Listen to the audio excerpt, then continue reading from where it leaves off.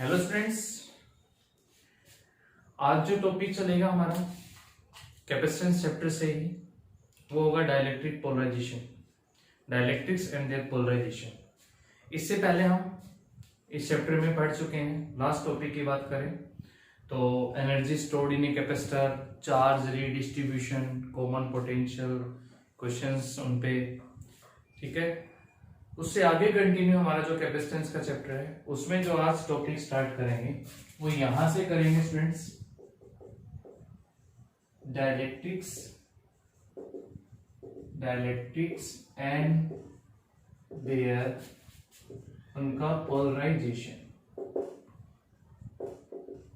Dielectrics and their polarization. Students main topic हमारा आज का ये होगा। और इस टॉपिक के ही अगर मैं कुछ सब टॉपिक्स की बात करूं, मतलब कैसे कैसे हमने इस टॉपिक को पूरा कंप्लीट करना है, तो उसमें स्टार्ट करेंगे हम। सबसे पहले हम डाइलेक्ट्रिक्स को समझेंगे। इससे पहले भी करके आ चुके हैं डाइलेक्ट्रिक्स के बारे में। डाइलेक्ट्रिक कांस्टेंट जो टर्म है वो यहीं से आई है, तो डाइलेक्ट्रिक पढ़ेंगे स्टूडेंट्स। सेकेंड इसमें बात करेंगे टाइप्स ऑफ डाइलेक्ट्रिक्स। तो डाइलेक्ट्रिक्स टू टाइप से, ये भी हम डिस्कस कर चुके हैं पहले, पोलर एंड नॉन पोलर। याद होगा आपको, ये हमने किया था डाइपोल मोमेंट, जो P लिखा था डाइपोल के लिए, जो moment P is equals to Q into में 2A। वहां हमने इसकी सिग्निफिकेंस को जब डिस्कस किया तो उसमें पोलर एंड नॉन पोलर भी आ गए थे हमारे। चलिए यहाँ फिर से कर लेंगे इनको रिवाइज। सेकेंड इसका जो थर्ड सब टॉपिक होगा इसमें टाइप्स ऑफ डाइलेक्ट्रिक के बाद पोलर एंड नॉन पोलर को इलेक्ट्रिक फील्ड में प्लेस करना, ठीक है। तो polar and non polar dielectrics are placed in an external electric field, ठीक है स्टूडेंट्स। ये आज ही डिस्कस करना है पूरा टॉपिक कंप्लीट, और ये ज्यादा बड़े नहीं है। डाइलेक्ट्रिक जस्ट एक डेफिनेशन, उसके टाइप्स को डिस्कस कर लेंगे, ठीक है। लेकिन समझना थ्योरेटिकल पार्ट है और कंफ्यूजन हो जाती है, एक दो रिलेशन भी इसमें करेंगे हम। तो स्टूडेंट्स ये आ जाएगा हमारा डाइलेक्ट्रिक, और उसकी टाइप्स हो गई है। पोलर नॉन पोलर डाइलेक्ट्रिक को रखेंगे इलेक्ट्रिक फील्ड के अंदर। फिर उसके बाद हम पढ़ेंगे नॉन पोलर डाइलेक्ट्रिक का पोलराइजेशन, मतलब polarisation of non polar dielectrics. Non polar का ही क्यों, पोलर का क्यों नहीं? कैपेसिटर में जो यूज की जाती है, दोनों प्लेट के बीच में जो मीडियम यूज किया जाता है वो नॉन पोलर यूज किया जाता है मोस्टली। तो ऐसा क्यों, वो भी हम डिस्कशन करेंगे आज के ही टॉपिक में। और यहाँ पर स्टूडेंट एक फिफ्थ सब टॉपिक लिखूं मैं इसका, तो एक टर्म आएगी फिर यहाँ इलेक्ट्रिक ससेप्टिबिलिटी। ये एक नया वर्ड होगा आप लोगों के लिए, ससेप्टिबिलिटी।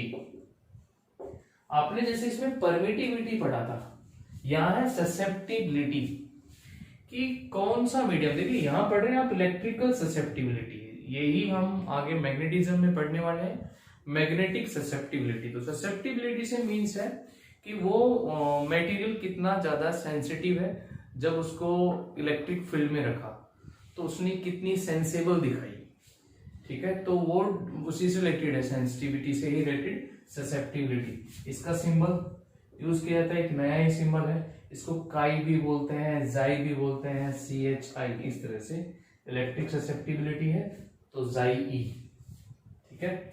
और इसी से ही रिलेटेड है एक रिलेशन पढ़ेंगे फिर, रिलेशन बिटवीन के आप सिंबल से समझ गए, डाइलेक्ट्रिक कांस्टेंट एंड जाई ई, इलेक्ट्रिक ससेप्टिबिलिटी। तो आज के लेक्चर में हमारे ये टॉपिक्स कवर होंगे, तो एक एक करके इनको करते हैं स्टूडेंट स्टार्ट्स।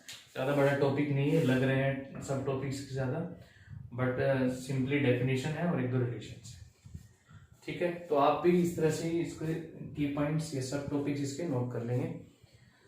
तो फर्स्ट से स्टार्ट करते हैं स्टूडेंट्स। डाइलेक्ट्रिक क्या होता है? आप सोचिए डाइलेक्ट्रिक क्या बताया था आपसे, डाइलेक्ट्रिक एक इंसुलेटिंग मीडियम ही क्या होता है, इंसुलेटरी ही होता है, which transmit electric affect without conducting. Electric affect को एक सरफेस से दूसरे सरफेस पे ट्रांसफर कर देता है, ट्रांसमिट कर देता है, बट कंडक्शन हुए बिना।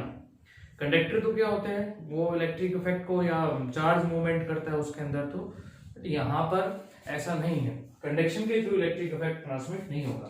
तो फर्स्ट टर्म डाइलेक्ट्रिक्स, तो डाइलेक्ट्रिक जो है वो एक इंसुलेटरी होता है, एन इंसुलेटर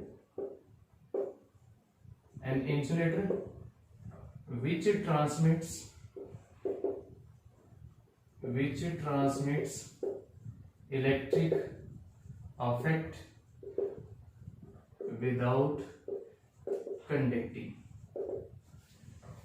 थोड़ा समझिएगा इसको कि जब आप देखिए यहां पर मैं दो डायग्राम अगर यूज कर लूं, यहां इलेक्ट्रिक फील्ड लगा रखा है, पॉजिटिव चार्ज नेगेटिव चार्ज, ठीक है, और मैं यहां इसको अभी ले रहा हूं कंडक्टिंग स्लैब।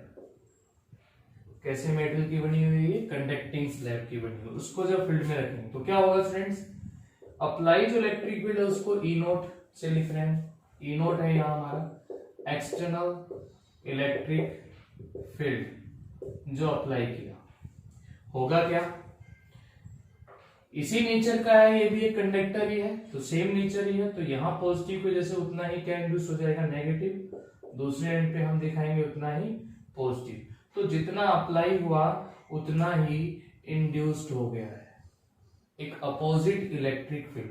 तो हम कहते हैं inside a conductor electric field is zero. हम एक एप्लीकेशन की बात करें तो इलेक्ट्रोस्टैटिक शील्डिंग को भी हमने पढ़ा है इसमें, ठीक है। तो कंडक्टर के केस में आप जितना फील्ड अप्लाई करेंगे ये उतना ही अपोजिट एक फील्ड जो है वो बिल्डअप करेगा, तो उसको आप EB भी लिख सकते हैं, एक अपोजिट इलेक्ट्रिक फील्ड जो बिल्डअप हुआ। तो यहां जब आप इन दोनों की वैल्यू को रखेंगे, वेक्टर क्वांटिटी है, डायरेक्शन अपोजिट है, वैल्यू बराबर है, तो इनसाइड में इलेक्ट्रिक फील्ड कितना हो जाता है, 0, ठीक है। इससे दूसरी कंडीशन में अगर आप सेम इलेक्ट्रिक फील्ड में स्लैब लगाते हैं, लेकिन अब वो स्लैब कौन से मेटेरियल की है स्टूडेंट्स, इंसुलेटर है, ये है अब यहां पर इंसुलेटर। तो इस इंसुलेटर में क्या होगा, देखिए ये नेचर, ये कंडक्टिंग प्लेट है, ये इंसुलेटिंग प्लेट है, तो ये नेचर जो है वो डिफरेंट है। तो इसमें तो क्या था, जितना पॉजिटिव उतना ही नेगेटिव, बट यहाँ पर उतना ही अपोज नहीं हो पाता है, उससे कम अपोज हो पाता है। तो यहाँ पर आप दिखाएंगे, ठीक है, नेगेटिव तो इंड्यूस्ड हुआ है और दूसरे एंड पे क्या है, पॉजिटिव आया है, तो एक अपोजिट इलेक्ट्रिक फील्ड भी बिल्डअप हुआ है। इसको मैं अगर यहाँ पर ये अपोजिट फील्ड जो बिल्डअप हुआ है, इसको अगर मैं EB से लिखूं, अप्लाइड इलेक्ट्रिक फील्ड हमारा कितना था फ्रेंड्स, E नोट, जो कि इधर था, ठीक है, वेक्टर ये भी है। तो यहाँ पर अब इनसाइड में इलेक्ट्रिक फील्ड पूरी तरह से 0 नहीं होगा, कुछ वैल्यू यहाँ पर बचेगी। तो कितनी वैल्यू बचेगी, देखिए इस पूरे में से इसको क्या करेंगे, माइनस, तो एक अपोजिट वैल्यू E बचती है, इसको हम बोल देते हैं यहाँ पर रिड्यूस्ड इलेक्ट्रिक फील्ड। रिड्यूस होने के बाद जो बचा वो वैल्यू यहाँ इलेक्ट्रिक फील्ड होगी। तो ये फर्क होता है कंडक्टिंग स्लैब में और एक इंसुलेटिंग स्लैब में, याद रखिएगा इन पॉइंट्स को। कंडक्टर के अंदर इलेक्ट्रिक फील्ड पूरी तरह से कितना होगा, 0, जबकि इंसुलेटर है तो वहां पर पूरी तरह से इलेक्ट्रिक फील्ड 0 नहीं होता है, अपोजिट चार्ज इंड्यूस्ड होता है, बट अप्लाई के कंपेरेटिवली लेस। तो यहाँ कुछ ना कुछ वैल्यू रिमेनिंग रहेगी, ठीक है। वो पोलर नॉन पोलर की बात अभी हम आगे कर रहे हैं। और ये कितनी वैल्यू से, देखिए हमने इंसुलेटर में यही यूज कर रखा है, नहीं सॉरी कैपेसिटर में, हमने कैपेसिटर में यही इंसुलेटर यूज कर रखा है, इसलिए इसको डाइलेक्ट्रिक इसलिए कह रहे हैं कि इलेक्ट्रिक अफेक्ट ट्रांसमिट तो हो गया बट विदाउट कंडक्टिंग। ये पॉजिटिव, यहाँ इस पॉजिटिव का अफेक्ट यहाँ देख रहे हैं, यहाँ भी एक पॉजिटिव आ गया है, तो विदाउट कंडक्टिंग इलेक्ट्रिक अफेक्ट को क्या कर रहा है, ये ट्रांसमिट कर रहा है। तो अब इस इंसुलेटर को डाइलेक्ट्रिक, एक चार्ज यहाँ इंड्यूस्ड हो गया, एक चार्ज यहाँ इंड्यूस्ड हो गया, इंड्यूस्ड चार्ज। अगर मैं यहाँ डेंसिटी की टर्म का यूज करूं तो देखिए आप यहाँ पर दिखाते थे प्लस सिग्मा इस प्लेट पे, यहाँ दिखाते थे माइनस सिग्मा, ऐसे यहाँ प्लस सिग्मा यहाँ माइनस सिग्मा, बट यहाँ पर जो चार्ज इंड्यूस्ड हुआ है वो डेंसिटी सेम नहीं होगी। तो याद रखना यहाँ वाली डेंसिटी को आप सिग्मा आई भी लिख सकते हैं। तो सिग्मा आई है induced charge density, induced charge density. ठीक है स्टूडेंट्स, तो यहाँ दो डेंसिटी, एक प्लस सिग्मा है जो अप्लाई किया था, यहाँ पर सिग्मा आई, और दोनों डिफर होगी। यहाँ पर लेस चार्ज जो है वो इंड्यूस्ड होगा। कितने रेशियो से, अब एक यहाँ पर डाइलेक्ट्रिक कांस्टेंट की एक और डेफिनेशन बन जाती है। डाइलेक्ट्रिक कांस्टेंट देखिए मैं एक एग्जांपल दूं, मान लीजिए आपने अप्लाई किया था इलेक्ट्रिक फील्ड 10 न्यूटन पर कूलम। कितना अप्लाई किया था? 10 न्यूटन पर कूलम। इसने बिल्डअप किया, जो इसमें इंड्यूस्ड हुआ एक opposite electric field E B, वो वैल्यू आ गई सपोज 5 न्यूटन पर कूलम। कितनी आ गई है? 5 न्यूटन पर कूलम। तो इसने क्या किया इस लैब में, इसने उस अप्लाइड इलेक्ट्रिक फील्ड की वैल्यू को हाफ कर दिया, 10 से कितना कर दिया है? 5 कर दिया है। तो इसका जो डाइलेक्ट्रिक कांस्टेंट होगा, अब बचा कितना है? 5 ही बचा है भाई। बिल्डअप जो है वो 5 न्यूटन पर कूलम किया, बचा कितना? 5 न्यूटन। अप्लाई कितना किया था? 10। तो यहां हम डाइलेक्ट्रिक कांस्टेंट को ऐसे भी लिखते हैं कि कितने रेशियो से, कितने टाइम्स कम किया, तो ई नोट, और ये अपॉन में स्टूडेंट्स हो जाता है ई। तो E is equals to E naught upon में के। तो 2 टाइम्स उसने जो है रिड्यूस किया, हाफ कर दिया उसको। तो यहां पर हम डाइलेक्ट्रिक कांस्टेंट की वैल्यू कितनी बोलेंगे? 2 है। और ये 2 रखने पे जो अपोजिट वैल्यू जो बची है, रिमेनिंग वैल्यू जो reduce value of electric field, वो कितनी आ गई है? ई नॉट बाय 2।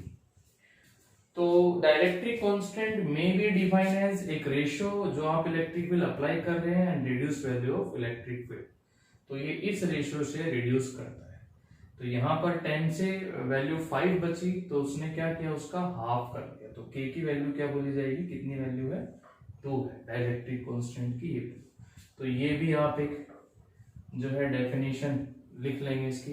अब थोड़ा सोचिएगा कि डाइलेक्ट्रिक कांस्टेंट को हमने कितने टाइप से स्टडी कर लिया है। k इज इक्वल्स टू, हमने ये भी लिखा है force in air to the force in medium, हमने ये भी लिखा है epsilon m upon epsilon naught, हमने ये भी लिखा है capacitance in medium to the capacitance in air, हमने अब ये लिखा है कि ई नोट अपॉन में ई। तो ये सभी डेफिनेशन आप डाइलेक्ट्रिक कांस्टेंट की याद रखें। ठीक है स्टूडेंट्स, ये समझ में आया? तो डाइलेक्ट्रिक क्लियर है आपको? डाइलेक्ट्रिक एक इंसुलेटर ही होता है जो इलेक्ट्रिक इफेक्ट को ट्रांसमिट करता है। अगर आप कंडक्टिंग स्लैब रखेंगे तो इनसाइड इलेक्ट्रिक फील्ड 0 होगा, बट आप इंसुलेटिंग स्लैब रखेंगे तो पूरी तरह से 0 नहीं होगा। एक वैल्यू बचेगी जिसको हम ई से लिख रहे हैं, और इस टाइम से जितना उसका डाइलेक्ट्रिक कांस्टेंट। अच्छा चलिए, आप मेटल में डाइलेक्ट्रिक कांस्टेंट की वैल्यू क्या कहेंगे? वैल्यू ऑफ, यहां से अगर मैं लिखना चाहूं वैल्यू ऑफ के इन मेटल, मेटल के लिए डाइलेक्ट्रिक कांस्टेंट की वैल्यू क्या होगी? अब देखिए के इज इक्वल्स टू कितना था हमारा? ई नोट अपॉन ई। तो ई, इसमें ई कितना बच रहा है? 0 बच रहा है। तो ई इज इक्वल्स टू कितना है? ई नोट अपॉन में के। अब ई 0 कब हो सकता है स्टूडेंट? जब के कितना हो? इन्फिनिटी। अगर के इन्फिनिटी है तो ई की वैल्यू कितनी हो जाएगी? 0। तो याद रखिएगा फॉर मेटल, मेटल के लिए डाइलेक्ट्रिक कांस्टेंट की वैल्यू कितनी होती है? इनफाइनाइट। बाकी इसके अलावा कोई भी इंसुलेटर मिलेगा तो उसकी वैल्यू आपको गिवन मिलेगी, वो सबकी याद नहीं रखनी। ठीक है स्टूडेंट्स, ये एक बार नोट कर लेंगे। तो फर्स्ट समझ में आ गया डाइलेक्ट्रिक किसको कह रहे हैं? 2 चार्ज इंड्यूस हो रहे हैं इसलिए भी डाइलेक्ट्रिक बोला जा रहा है। इसको नोट कीजिएगा। इसमें सेकंड टर्म जो हमारी इसमें है, सेकंड जो सब टॉपिक लिखा था इसका, वो स्टूडेंट क्या था? Types of dielectrics. ठीक है, टाइप्स में हम कौन कौन से टाइप को डिस्कस कर सकते हैं यहाँ? Polar and non polar. पता होगा आपको नॉन पोलर जो होते हैं, और पोलर, नॉन पोलर में डाइपोल मोमेंट कितना होता है? 0। Dipole moment is equals to magnitude of charge into में 2 चार्जेस के बीच में जो shortest distance which is also called length of dipole. Dipole moment 0 होता है इनका। फॉर एग्जाम्पल यहाँ देता हूँ, आप C2 का एग्जाम्पल दे सकते हैं, O2 का एग्जाम्पल दे सकते हैं। तो ये कैसे है, नॉन पोलर है। तो नॉन पोलर में क्या होता है students, centre of positive charge of a molecule, अगर मैं बात करूं C2 तो एक मॉलिक्यूल, इसका centre of positive charge and centre of negative charge are coincides, ठीक है, एक ही पॉइंट पे आ जाते हैं। तो पॉजिटिव एंड नेगेटिव चार्ज एक ही पॉइंट पे आ गए, तो इनके बीच में जो शॉर्टेस्ट डिस्टेंस, जिसको हम 2a से लिख रहे हैं, कितना हो जाएगा वो स्टूडेंट्स, 0। इसलिए हम इनका डाइपोल मोमेंट कितना बोलते हैं, 0 बोलते हैं नॉन पोलर के लिए। तो आप एक नॉन पोलर मॉलिक्यूल को दिखाएं तो आप ऐसे दिखाएंगे, ठीक, एक सर्कल, उसमें पॉजिटिव नेगेटिव चार्ज ऐसे। इसके अपोजिट अगर मैं पोलर की बात करता हूं तो इनका dipole moment not equals to 0, because for example आप HCl का दे सकते हैं। तो यहाँ पर सिमेट्री, यहाँ ड्यू टू एसिमेट्री इनकी shape, centre of positive charge या इसमें एक इलेक्ट्रोनेगेटिविटी का फैक्टर भी इन्वॉल्व होता है, ये भी बताया जाता है। इसलिए इनका centre of positive charge and centre of negative charge, ये दो अलग अलग शेप के जो एटम HCl के।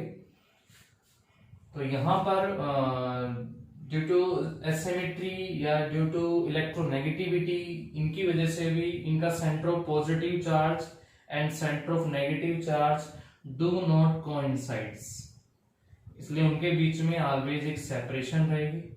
तो पॉजिटिव नेगेटिव चार्ज एक फाइनाइट डिस्टेंस पे सेपरेट है, 2a नॉट इक्वल्स टू 0, तो p भी हम क्या कहते हैं, नॉट इक्वल्स टू 0। तो जिनका डाइपोल मोमेंट 0 नहीं होता है वो स्टूडेंट्स पोलर होते हैं, जिनका डाइपोल मोमेंट 0 होता है वो कैसे होते हैं, नॉन पोलर होते हैं। तो पोलर और नॉन पोलर की बात हो गई है, ठीक है। अब अगर हम इनको एक्सटर्नल इलेक्ट्रिक फील्ड, हमारा सेकंड पॉइंट इतना ही था टाइप्स। इसके बाद अगर हम इसके थर्ड पॉइंट को डिस्कस करें, थर्ड पॉइंट क्या लिखा था मैंने जब स्टार्ट किया, तो उस थर्ड पॉइंट में लिखा था, अब हम पोलर और नॉन पोलर स्लैब को हम किस में रखेंगे, एक्सटर्नल इलेक्ट्रिक फील्ड में। थर्ड पॉइंट यहां मैं पोलर लिख लेता हूं और यहां मैं नॉन पोलर लिख लेता हूं, ठीक है। यहां हम इलेक्ट्रिक फील्ड को दिखाते हैं, तो ये दो plate, positive charge negative charge, एक एक्सटर्नल इलेक्ट्रिक फील्ड। अब बार बार आप उसको ई नोट से ही लिखते रहिएगा ताकि याद हो जाए किसके लिए है, एक्सटर्नल इलेक्ट्रिक फील्ड के लिए। स्टूडेंट क्या था, पोलर अगर मैं स्लैब रखता हूं यहां पर, ये हमारी जैसे पोलर स्लैब थी। तो अभी हमने डिस्कस किया कि पोलर के अंदर जो मॉलिक्यूल्स होते हैं तो वहां पर जो सेंटर ऑफ पॉजिटिव चार्ज है, सेंटर ऑफ नेगेटिव चार्ज अलग अलग होते हैं। तो हर मॉलिक्यूल का अपना इंडिविजुअल डाइपोल मोमेंट होगा, हर मॉलिक्यूल का अपना खुद का डाइपोल मोमेंट मिलेगा, क्योंकि वहां पर पॉजिटिव नेगेटिव चार्ज कहाँ है, सेपरेट है। समझिएगा इन पॉइंट्स को। तो मैं यहां दिखाऊं तो ये हो गया पॉजिटिव नेगेटिव, यहां हो गया नेगेटिव पॉजिटिव, ये हो गया पॉजिटिव नेगेटिव। इस तरह से वो रैंडमली ओरिएंटेड है। बट समझिएगा इस पॉइंट को कि इंडिविजुअल डाइपोल मोमेंट 0 नहीं है, but overall net dipole moment, net dipole moment overall पूरा कितना है, वो 0। क्यों, क्योंकि कोई पर्टिकुलर डायरेक्शन नहीं है डाइपोल मोमेंट की। स्टूडेंट डाइपोल मोमेंट की डायरेक्शन याद है आपको, नेगेटिव टू पॉजिटिव। तो इधर डाइपोल मोमेंट ये है p, इधर ये है p, इधर ये है p, इधर ये है p, नेगेटिव टू पॉजिटिव। तो रैंडमली ओरिएंटेड है। और dipole moment is a vector quantity, तो क्या होनी जरूरी है, पर्टिकुलर कोई डायरेक्शन, ठीक है। तो जब तक हमने इसको एक्सटर्नल इलेक्ट्रिक फील्ड में नहीं लगाया था तब उसका नेट डाइपोल मोमेंट सब्सटेंस का उसका कितना था, 0। कैसी स्लैब है हमारे पास, पोलर। अब जैसे ही मैं इस स्लैब को यहां रखूंगा, कौन से फील्ड में, इलेक्ट्रिक फील्ड में, तो क्या होगा स्टूडेंट्स, अब याद हो आपको, इलेक्ट्रिक फील्ड में जब एक डाइपोल रखा होता है, इलेक्ट्रिक फील्ड में जब एक डाइपोल रखा होता है तो इलेक्ट्रिक फील्ड क्या करता है, उस डाइपोल को अपने अलोंग ओरिएंट करता है, उसको अपने अलोंग अलाइन करेगा, ठीक है। याद है ना आपको, डाइपोल टोर लगाता है P sine theta potential energy. तो यही यहाँ होगा, ये जो इलेक्ट्रिक फील्ड अप्लाई है ये इस डाइपोल को अपने अलोंग अलाई कराएगा। तो क्या होगा इससे, ये होगा कि वो डाइपोल जो डाइपोलमेंट जो थे रैंडमली, अब वो एक पर्टिकुलर डायरेक्शन को गेन कर लेंगे, पॉजिटिव की तरफ आ जाएगा नेगेटिव चार्ज, इस तरह से वो अलाइन कर लेंगे। ठीक है स्टूडेंट्स, एक पर्टिकुलर डायरेक्शन में, किसके अलोंग, इलेक्ट्रिक फील्ड के अलोंग ही आ जाएगा। तो ये एक सीक्वेंस फॉलो कर ली। देखिए यहां पर क्या हुआ, डाइपोलमेंट डेवलप नहीं हुआ है, पहले से डाइपोलमेंट था, लेकिन उनकी जो रैंडम डायरेक्शन थी उसको एक पर्टिकुलर क्या मिल गई है, डायरेक्शन मिल गई। तो अब यहाँ पर डाइपोलमेंट नॉट इक्वल्स टू, यहाँ भी जीरो नहीं था, एक मॉलिक्यूल की बात करें, ओवरऑल की बात करें तो जीरो था नेट, बट यहाँ नेट भी जीरो नहीं होगा। ठीक है, ये पोलर की बात होगी। अच्छा इसमें क्या होगा, अगर थर्मल एनर्जी बाहर से अगर हीट मिले इसको, तो ये फिर से इस सीक्वेंस में जाएंगे, रैंडमली ओरिएंटेड होंगे। ऐसा ही आप टॉपिक पढ़ेंगे मैग्नेटिज्म के अंदर, और मैग्नेटिज्म में diamagnetic substance, paramagnetic substance, ferromagnetic substance, वहां जब उनकी थ्योरी को डिस्कस करेंगे तो वहां भी कुछ इस तरह से आएगा। डाया जिनका अपना खुद का डाइपोलमेंट नहीं होता है, इसी तरह से वहां फेरा का होता है, यहाँ पर पोलर का अपना डाइपोलमेंट इंडिविजुअल था, बट इलेक्ट्रिक फील्ड अप्लाई करने से पहले पूरे सब्सटेंस को ओवरऑल स्टूडेंट्स कितना था, जीरो। जैसे इसको फील्ड में रखा तो फील्ड ने इसको ओरिएंट कराया, टॉर्क लगाया इसके ऊपर, अपने अलोंग लेके आया, तो यहाँ एक पर्टिकुलर डायरेक्शन हुई। अब नेट डाइपोलमेंट जीरो नहीं है, बट अगर बाहर से हीट दी जाए, थर्मल एनर्जी मिले, तो ये फिर से रैंडमली आ सकते हैं।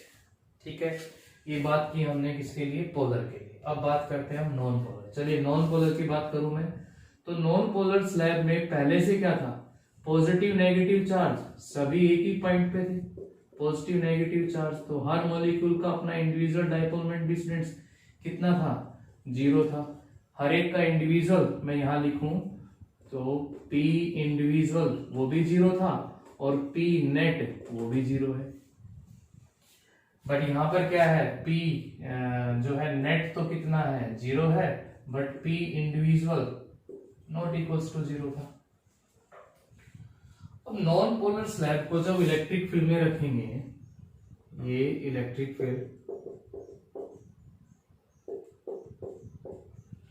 और यहां अब जब हम स्लैब लगाते हैं नॉन पोलर की, ध्यान रहे अब कैसे है, यहां पर ये नॉन पोलर स्लैब। तो नॉन पोलर स्लैब में स्टूडेंट्स क्या होगा, जो इलेक्ट्रिक फील्ड अप्लाई कर रखा है, यहाँ अप्लाई क्या है, ये हमारा ई नोट, ये जो इलेक्ट्रिक फील्ड है पॉजिटिव किसको खींचेगा, यहां से अपनी साइड नेगेटिव को, तो यहां ये खींचेंगे, ये स्ट्रेच होंगे, और ये स्ट्रेच होना, इनका खींचना, और सम डाइपोलमेंट विल इंड्यूस्ड, कुछ डाइपोलमेंट इंड्यूस हो जाएगा अभी यहाँ पर। इसी फिनोमिना को जो नेक्स्ट हम पढ़ेंगे, डाइलेक्ट्रिक पोलराइजेशन, नॉन पोलर की डाइलेक्ट्रिक पोलराइजेशन, यही फिनोमिना क्या कहलाता है, डाइलेक्ट्रिक पोलराइजेशन। ठीक है, तो देखिए मैं यहां से अगर डायग्राम बनाता हूं तो ये इस तरह की शेप दिखा सकते हैं आप,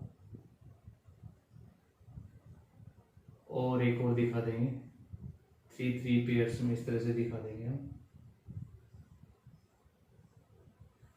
क्या होगा, इस पॉजिटिव की तरफ क्या आता जा रहा है स्टूडेंट्स, नेगेटिव, और दूसरी साइड क्या आएगा, पॉजिटिव। चलिए पहले इनको बना लेते हैं, फिर इनमें चार्जेस रख देंगे। ठीक है, चलिए इंड्यूस चार्ज यहाँ क्या आएगा, नेगेटिव, यहाँ क्या आएगा, पॉजिटिव, यहाँ फिर negative positive negative positive negative positive negative positive, और इस तरह से ये चार्ज इंड्यूस्ड हो जाएगा। ठीक है, अब अगर आप देखें तो इस सरफेस पे जो पॉजिटिव की तरफ है, यहाँ ये मैं एक लाइन डाल रहा हूं, कैसा चार्ज इंड्यूस्ड हो गया स्टूडेंट्स, नेगेटिव, तो यहां पर induced charge minus Q I. दूसरे एंड पे जाएं आप, दूसरे साइड के फेस पे जाएं तो कैसा आ गया, यहाँ पर पॉजिटिव प्लस का क्यू आई आ गया है। ठीक है, अब देखिए यहाँ माइनस का क्यू आई आ गया है, यहाँ पर क्या आ गया है, प्लस का क्यू आई आ गया है, और इनकी बात करें तो ये पॉजिटिव नेगेटिव खत्म, ये पॉजिटिव नेगेटिव खत्म, इधर से ये पॉजिटिव नेगेटिव, ये positive negative, positive negative neutral, positive negative neutral, ये न्यूट्रल मींस यहां से यहां तक इस रीजन में मैं इसको रब कर देता हूं, यहां से ये रीजन मैंने हटा दिया क्योंकि यहां पर नेट चार्ज कितना बोला जाएगा, 0 बोला जाएगा। ये आया समझ में? यहां पर नेट चार्ज कितना हो गया स्टूडेंट्स, 0। तो अप्लाइड इलेक्ट्रिक फील्ड कितना था, ई नोट। यहां पॉजिटिव आया, यहां नेगेटिव आया, तो एक अपोजिट इलेक्ट्रिक फील्ड बिल्डअप हुआ, जिसको हम किससे लिख रहे हैं, ई बी से लिख रहे हैं। और इसको आप E P B symbol, book में पी भी लिखा हुआ है, पोलराइजेशन। तो पोलराइजेशन क्या होता है कि उसमें इलेक्ट्रिक फील्ड में रख के, और जैसे ही हमने इलेक्ट्रिक फील्ड में नॉन पोलर को रखा तो पॉजिटिव नेगेटिव में एक सेपरेशन क्रिएट हुई। इस फील्ड ने क्या लगाया, फोर्स लगाया, नेगेटिव को अपनी साइड खींचा, पॉजिटिव को धकेला, तो जिससे सेपरेट हो गए। तो ये जो इस तरह से था पहले पॉजिटिव नेगेटिव, अब वो इस तरह से खींच गया है, तो उनके बीच में पर्टिकुलर क्या आ गई है, सेपरेशन। तो some dipole moment will induce, हर मॉलिक्यूल का क्या आ गया, कुछ ना कुछ अपना डाइपोल मोमेंट। इस फिनोमिना को क्या बोला जाता है, dielectric, non polar dielectric polarisation. अच्छा, अब क्या होगा इसमें स्टूडेंट्स, आप जब इधर ये अपोजिट एक फील्ड बिल्डअप हो गया, इसको अगर मैं ई बी से लिखूं तो ये जो फील्ड बनेगा ना, ये इसके बिल्कुल बराबर नहीं आता है। पहले भी मैंने फर्स्ट पॉइंट में भी बताया, क्योंकि एक तो नेचर सेम नहीं है। तो इसके पास थी कंडक्टिंग प्लेट, बहुत सारा पॉजिटिव, तो उतना ही यहाँ नेगेटिव डेवलप नहीं होता, तो एक वैल्यू बच जाती है। ठीक है, ये वैल्यू बच गई, इसको हम किसे लिखेंगे फिर, ई से। ये ई किसके इक्विवेलेंट होगा, ये इक्वल होगा E naught minus E B, और मैं जैसे बता रहा हूं ई बी को आप ई पी भी लिख सकते हो, electric field due to polarisation. ठीक है, क्योंकि बुक में पी से भी लिखा हुआ है। तो इतना समझ में आया। तो यहां पर एक नेगेटिव चार्ज इंड्यूस हो गया, यहां पर एक पॉजिटिव चार्ज, ये यहां पर नेट चार्ज कितना है, 0 है, इस रीजन में कोई भी चार्ज नहीं है। यहां की डेंसिटी सिग्मा है, तो इसकी डेंसिटी उतनी ही नहीं मिलेगी, इसलिए आप इसको सिग्मा आई से भी लिख सकते हैं। ठीक है स्टूडेंट्स, ये था हमारा नॉन पोलर। अच्छा, नॉन पोलर में क्या फायदा है, देखिए क्यों लगाते हैं ये स्लैब। अगर मैं आपसे पूछूं कैपेसिटर जो हम पढ़ रहे हैं उसमें ये हम जो स्लैब लगाते हैं, ये कौन से मीडियम की मटेरियल के लगाते हैं, इंसुलेटर के लगाते हैं फर्स्ट तो। और इंसुलेटर में भी हम कौन से लगाते हैं, मोस्टली नॉन पोलर, पोलर की क्यों नहीं, सोचिए इस चीज को। तो पहली चीज तो कैपेसिटर जो था, ठीक है, उसके बीच में मीडियम लगा देने से दोनों प्लेट को सपोर्ट मिलती है, वो एक दूसरे को अट्रैक्ट नहीं कर पाएगी, first thing. And second thing, medium लगा देने से, इंसुलेटिंग मीडियम लगा देने से कैपेसिटर की कैपेसिटेंस और बढ़ जाती है। हम फर्स्ट डे से क्या कह रहे हैं कि जब कैपेसिटर जब हमने स्टार्ट किया था तो हमने इस चैप्टर में पढ़ना है कैपेसिटेंस बढ़ाने के मेथड्स, साइज को बढ़ा देना, सेपरेशन को कम कर देना, या एक से ज्यादा कैपेसिटर को पैरेलल में लगा देना, उससे भी कैपेसिटेंस। और एक तरीका ये भी है बीच में क्या लगा देना, मीडियम लगा देना। और मीडियम कौन सा लगाना है आपने, इंसुलेटिंग मीडियम लगाना है। इंसुलेटर में भी कौन सा लगाना है आपने, नॉन पोलर लगाना है, क्योंकि पोलर में जब टेम्परेचर बढ़ेगा तो थर्मल एनर्जी की वजह से इसका रैंडम ओरिएंटेशन आ सकता है, बट इसमें रैंडम नहीं आएगा। इसलिए भी हम क्या लगाते हैं यहाँ पर स्टूडेंट्स, कौन सी स्लैब लगाते हैं, नॉन पोलर डाइलेक्ट्रिक स्लैब। इतना समझ में आया आप लोगों को? ठीक है, तो यहाँ पर हमने टाइप्स को डिस्कस कर लिया, और पोलर और नॉन पोलर को किस में रख के देख लिया, इलेक्ट्रिक फील्ड में रख के देख लिया। क्या क्या इफेक्ट हुआ वो मैंने आपको यहाँ पर बता दिया है। ठीक है, चलिए ये भी नोट हो जाएगा हमारा। नेक्स्ट पॉइंट पे आ जाते हैं। तो नेक्स्ट पॉइंट इसमें फोर्थ हमारा पॉइंट बनेगा डाइलेक्ट्रिक पोलराइजेशन, जैसा कि टॉपिक भी ऊपर लिखा हुआ है। तो किसको कहेंगे स्टूडेंट्स, डाइलेक्ट्रिक पोलराइजेशन। तो अभी हमने इलेक्ट्रिक फील्ड के अंदर देखा पोलर स्लैब को और नॉन पोलर स्लैब को। तो यहां पर मैं एक नॉन पोलर मॉलिक्यूल की बात करूं तो non polar, positive charge negative charge coincides है। ठीक है, यहां हम एक इलेक्ट्रिक फील्ड बाहर से लगा देते हैं, और इसमें जैसे ही मैं इसको रखूंगा तो ये पॉजिटिव इस पॉजिटिव को रिपेल करेगा, नेगेटिव को अट्रैक्ट करेगा, तो उसकी जो शेप है वो ये आ जाएगी। इस साइड क्या आ जाएगा, नेगेटिव, और इस साइड पॉजिटिव। तो पहले इसका डायपोल मोमेंट कितना था, 0, अब डायपोल मोमेंट कितना हो गया है, नॉट इक्वल्स टू 0। मतलब कि जो नॉन पोलर है वो फील्ड में लगा देने से किसकी तरह बिहेवियर शो कर रहा है, पोलर की तरह बिहेवियर शो कर रहा है। पूरी तरह से नहीं, लेकिन कुछ डाइपोल मोमेंट जरूर इंड्यूस्ड हो जाता है, तो उसका स्ट्रेच होना, ठीक है, एंड सम डाइपोल मोमेंट का इंड्यूस्ड होना, इसी फिनोमिना को क्या कहते हैं हम, dielectric polarisation.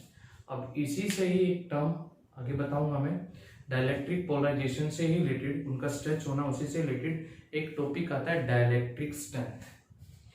Dielectric strength student simple सा है, मैकेनिक्स में जाऊं मैं तो, मान लीजिए मेरे इस हैंड पे कोई एक फोर्स लगा रहा है, उधर खींच रहा है, इस हैंड को कोई इधर खींच रहा है, समझ पा रहे हैं आप, जैसे यहाँ है, ये पॉजिटिव जो है इस नेगेटिव को अट्रैक्ट कर रहा है, उस पॉजिटिव को ये वाला नेगेटिव अट्रैक्ट कर रहा है, ठीक है, तो इस हाथ को उधर से खींच रहा है, इस हाथ को एक इधर से खींच रहा है, क्या होगा, टेंशन प्रोड्यूस होगी, मुझे मेरे हाथों में टेंशन आएगी, ठीक है, मुझे फील होगा वो, बट तुम कहोगे सर फोर्स तो जीरो है, ठीक है भाई, आपकी बात सही है, फिजिक्स के अकॉर्डिंग नेट फोर्स कितना है, जीरो है, एक ही बॉडी पे एक इधर से फोर्स लगा रहा है, एक इधर फोर्स लगा रहा है, बराबर फोर्स लगा रहे हैं, नेट फोर्स जीरो है, लेकिन हालत तो मेरी खराब हो रही है, मुझे पता है, तो ऐसे ही यहां है, और ज्यादा फोर्स खींच दिया, ज्यादा फोर्स उधर से लगा दिया उसने, तो क्या होगा स्टूडेंट्स, ये हिस्सा वो ले जाएगा,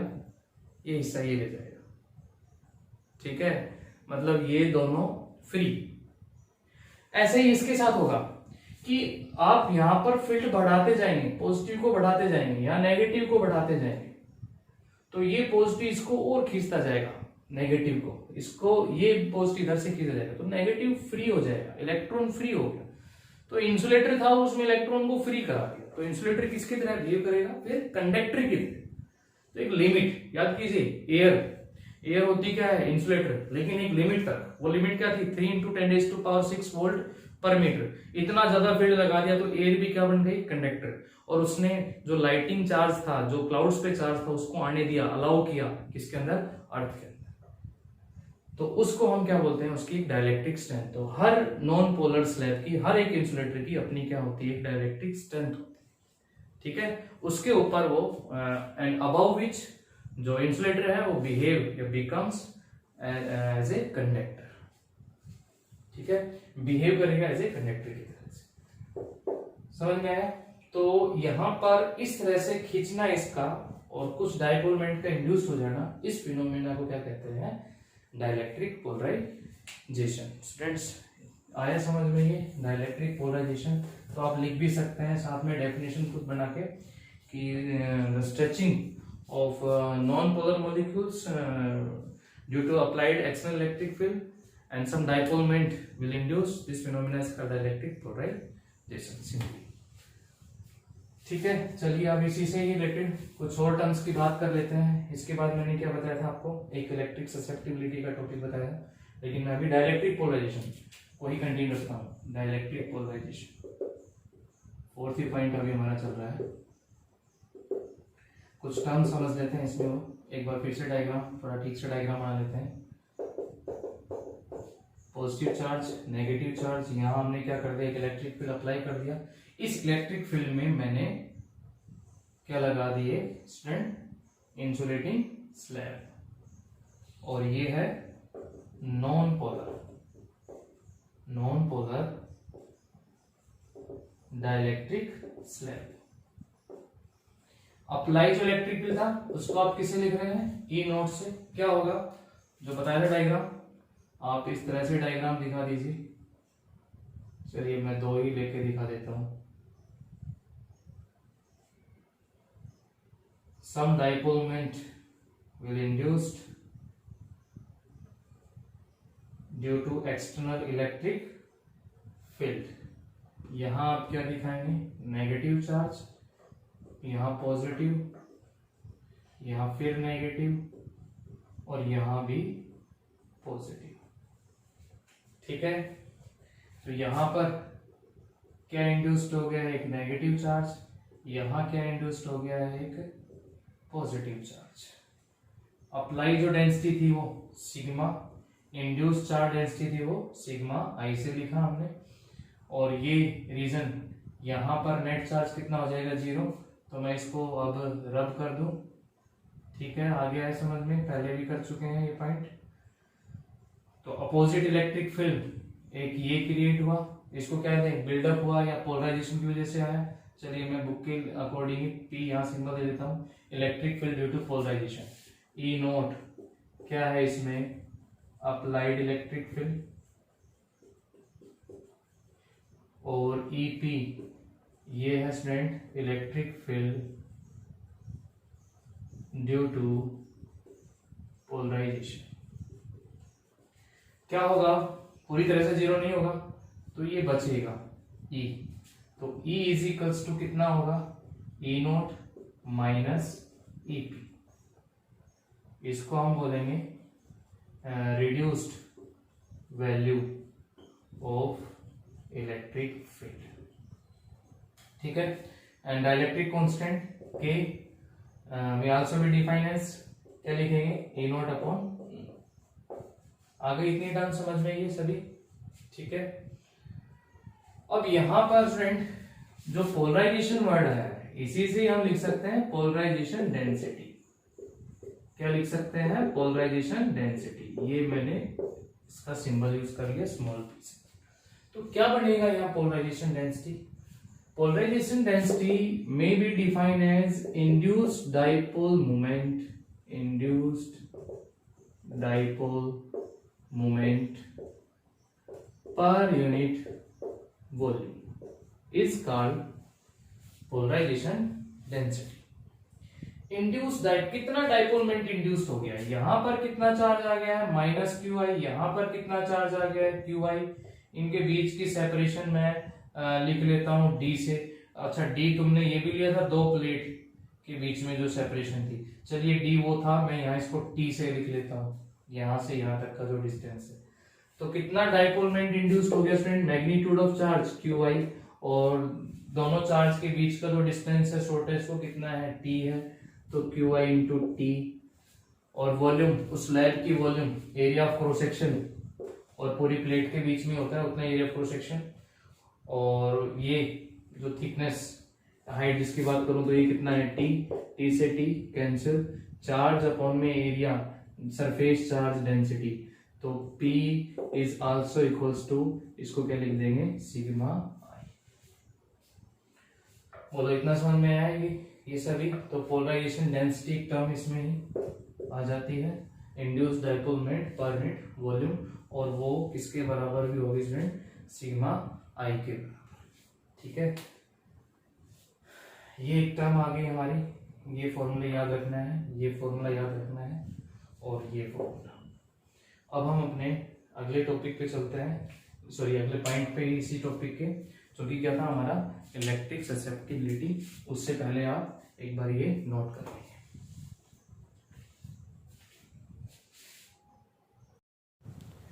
नेक्स्ट पॉइंट स्टूडेंट, ये मैंने डायग्राम भी छोड़ दिया यहाँ, इसका यूज होगा।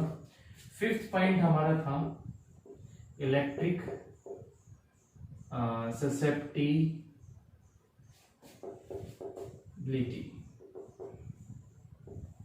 सिंबल इसका ये, जैसे आप एक्स बनाते हैं ना, थोड़ा सा इसको इस तरह से डाइवर्ट कर देंगे, और ये एक्स, इसको जाई बोलते हैं, काई भी बोलते हैं, इलेक्ट्रिक ससेप्टिबिलिटी, ये सिंबल इसका याद रखना है।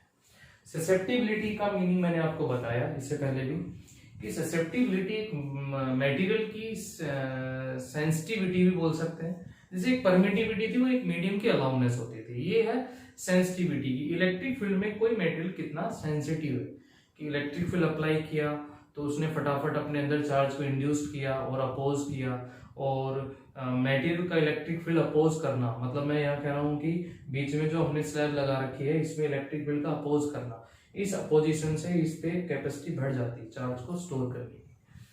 कंडक्टर भी तो अपोज करता है, कंडक्टर भी तो जीरो बना देता है अप्लाइड इलेक्ट्रिक फील्ड को, लेकिन देखिए पूरे में अगर वो स्लैब होगी ना तो उसकी कैपेसिटेंस इनफाइनाइट हो जाती है, जबकि कैपेसिटर के लिए फाइनाइट वैल्यू की कैपेसिटी। ठीक है, इसलिए हम कंडक्टिंग स्लैब को यहाँ पर यूज नहीं कर सकते। फायदेमंद क्या है हमारे लिए, ज्यादा अपोज नहीं करना, पूरा अपोज नहीं करना, कम अपोज करना, और कम अपोज किससे हो रहा है, नॉन पोलर से। पोलर में एक डिफेक्ट क्या था, थर्मल एनर्जी की वजह से रैंडम ओरिएंटेशन आना, तो हम यहाँ पर इंसुलेटर में भी कौन सा यूज करते हैं, नॉन पोलर यूज करते हैं कैपेसिटर के लिए, कैपेसिटेंस को बढ़ाने के लिए। चलिए अभी एक टर्म को स्टडी कर लेते हैं, इलेक्ट्रिक ससेप्टिबिलिटी। तो इलेक्ट्रिक ससेप्टिबिलिटी यहाँ मैथमेटिकली मैं लिखूं, थ्योरेटिकल तो बता दिया मेटल की सेंसिटिविटी इलेक्ट्रिक फील्ड के लिए, मैथमेटिकली लिखेंगे यहाँ पर। तो स्टूडेंट एक फॉर्मूला लिखेंगे कि जो पोलराइजेशन डेंसिटी, अभी मैंने जो पढ़ा था पोलराइजेशन डेंसिटी, इससे फर्स्ट पॉइंट में ही, मतलब इसी पॉइंट के अंदर जो डिस्कस किया था स्मॉल पी से जिसको लिखा था, वो polarisation density is directly proportional to ये E, इसको समझिएगा। ये जो पोलराइजेशन डेंसिटी है वो directly proportional to E। E क्या है यहाँ पर? एक reduced value of electric field, reduced value of electric field. ठीक है स्टूडेंट्स, देखिए reduce value of electric field जितनी ज्यादा होगी, और वो कब ज्यादा होगी? जब आपका अप्लाइड ज्यादा होगा। समझिएगा इस चीज को, ये वैल्यू ज्यादा कब होगी? E इज इक्वल्स टू कितना आ रहा था हमारा? E naught minus E P, E is equals to E naught minus E P. ये वैल्यू कब ज्यादा होगी? जब आप उस पर फील्ड भी ज्यादा अप्लाई करेंगे, और फील्ड ज्यादा अप्लाई करने से क्या होगा स्टूडेंट्स? पोलराइजेशन डेंसिटी बढ़ेगी, वो और खींचेंगे, डाइपोल मोमेंट बढ़ेगा उसका, तो पोलराइजेशन डेंसिटी भी बढ़ेगी। तो इसलिए हम बोलते हैं यहाँ पर polarisation density of a non polar dielectric slab is directly proportional to E, electric field. कौन सा? Reduce value of electric field. ठीक है, और इस रिलेशन से एक साइन यहां पर कांस्टेंट जाई, इलेक्ट्रिक ससेप्टिबिलिटी तो जाई लिख देंगे, साथ में एक और कांस्टेंट लगाएंगे, वो कांस्टेंट हमारा एप्सिलॉन होगा, और ये E। ठीक है फ्रेंड्स, ये हमारा एप्सिलॉन नोट। तो यहां जो हमने ये कांस्टेंट लगाया है, देखिए कांस्टेंट जो हमने लगाया वो जाई लगाया, साथ में ये भी लगाया, तो इसका काम क्या होता है? ये डबल डबल कांस्टेंट, इसका काम, ये जो जाई होता है ना इलेक्ट्रिकल ससेप्टिबिलिटी, ये डायमेंशन लेस कांस्टेंट होता है, मतलब इसकी कोई एक न्यूमेरिकल वैल्यू मिली, और इसको डायमेंशन लेस बढ़ाने में इसका रोल होता है। तो इसका काम क्या है? टू कीप द जाई डायमेंशन लेस, उसको क्या रखना? डायमेंशन लेस रखना। मतलब आप इसको रख के और फिर अब इसका डायमेंशन फॉर्मूला निकालने जाएंगे ना इलेक्ट्रिक ससेप्टिबिलिटी को, सब जीरो आ जाएगा, M0, L0, T0, A0, जितने भी हमारे बेसिक नोटेशन होते हैं वो सब जीरो आ जाएंगे। तो यहां पर रिलेशन क्या है स्टूडेंट हमारा? P इज इक्वल्स टू जाई E और एप्सिलॉन नोट और ये E। ठीक है, ये हमारी थी इलेक्ट्रिक ससेप्टिबिलिटी। अच्छा, इनमें आप वैल्यू भी लिख सकते हैं, जैसे ये जो आप लिख रहे हैं ना, E इज इक्वल्स टू कितना लिख रहे हैं? E naught minus EP. तो E नोट कितना होता था जो इलेक्ट्रिक फील्ड अप्लाई करते थे? अप्लाई के लिए अप्लाई वाली डेंसिटी कितनी? सिग्मा अपॉन में एप्सिलॉन नोट, तो सिग्मा अपॉन में एप्सिलॉन नोट। अपोजिट कितना आया? अपोजिट इस चार्ज की वजह से आया, तो यही डेंसिटी यूज करेंगे, तो माइनस सिग्मा आई अपॉन एप्सिलॉन नोट। और अब ये उस मीडियम में बची है, ठीक है, ये अब उस मीडियम में बची है, तो ये उस मीडियम के लिए क्या आ जाएगा? Electric field. तो ये वैल्यूज भी आप यहाँ पर पुट अप कर सकते हैं, 1 अपॉन एप्सिलॉन नोट कॉमन, तो sigma minus sigma I is also equals to E, value of reduce electric field. और ये वैल्यू जो है E एक मीडियम के अंदर आएगा, तो आप इसको लिख सकते हैं सिग्मा अपॉन में एप्सिलॉन एम मीडियम के लिए, तो सिग्मा अपॉन में के एप्सिलॉन, इनकी वैल्यूज रख के एक रिलेशन भी बना सकते हैं। ठीक है, ये हमारा हो गया 5th पॉइंट। अब इसमें हम एक डिस्कस करते हैं लास्ट पॉइंट। लास्ट पॉइंट होगा हमारा ससेप्टिबिलिटी में और डाइलेक्ट्रिक कांस्टेंट में एक रिलेशन। स्टूडेंट्स ये नोट करेंगे, फिर उस पॉइंट को डिस्कस करते हैं, उसके बाद हमारा ये टॉपिक कंप्लीट। तो लास्ट पॉइंट पे आ जाते हैं अभी, 6th पॉइंट, जिसको मैं कह रहा हूं रिलेशन बिटवीन जाई एंड के, electric susceptibility and dielectric constant. तो सिंपल सा एक मैथमेटिकल रिलेशन स्टूडेंट्स, E को हमने लिखा मैग्नीट्यूड में E नोट माइनस में EP, electric field due to polarisation. Okay, यहाँ पर E नोट, इसको लिख सकता हूं मैं induce charge density sigma E epsilon naught. ठीक है, इसको नहीं लिख रहा हूं मैं, बीच टर्म में छोड़ रहा हूं। सिग्मा को हम जो है क्या लिख सकते हैं, सिग्मा आई किसके बराबर था, याद हो आपको एक पॉइंट में पोलराइजेशन डेंसिटी P के बराबर था, तो आप इसको P अपॉन में क्या लिख सकते हो, एप्सिलॉन नॉट भी लिख सकते हो। E नॉट माइनस P को हमने क्या लिखा था ससेप्टिबिलिटी की टर्म में, जाई E एंड एप्सिलॉन नॉट, और E अपॉन एप्सिलॉन नॉट, ये कैंसिल, यहाँ पर ही इस ये वाली E की टर्म इधर लेके आ गए तो E कॉमन आ जाएगा, यहाँ क्या बचेगा 1, वो इधर के प्लस हो गया है तो ये बचेगा जाई E, और यहाँ स्टूडेंट कितना है E नोट, तो 1 plus chi E is equals to E naught upon E which is equals to K, then 1 plus chi E is equals to K। ये इनमें एक रिलेशन आ गया है जो आपको याद रखना है, और कैसे आया वो समझना है, ठीक है। तो जो हमने ये टॉपिक डिस्कस किया ना, ये थ्योरेटिकल है, थोड़ा ध्यान से एक बार इसको रीड करना, और प्रॉब्लम भी रहती है फिर लास्ट टाइम में इसमें कि भूल जाते हैं छोटे छोटे टर्म्स इसके अंदर, तो ये सभी भी आपने अच्छे से एक बार रिवाइज कर लेनी है। आज के लेक्चर में हमारा एक ही टॉपिक चलेगा डाइलेक्ट्रिक पोलराइजेशन का, ठीक है। तो कुछ एक न्यूमेरिकल्स मैं आपको सेंड कर दूंगा असाइनमेंट बना के, थ्योरी आपने अच्छे से तैयार कर लेनी है अपनी कंसेप्ट, और बाकी अब इसमें कैपेसिटेंस बचा है डाइलेक्ट्रिक कंडक्टिंग स्लैब के लिए, और कुछ वेरियस पैरामीटर्स दे रखे हैं, तो ये मान के चलो आप 2 दिन के अंदर हम इस चैप्टर को कंप्लीट कर लेंगे, उसके बाद हमारी यूनिट कंप्लीट। कैपेसिटेंस थोड़ा बड़ा था, इस पे क्वेश्चंस करने पड़ गए तो ज़्यादा टाइम लग गया, ठीक है फ्रेंड्स।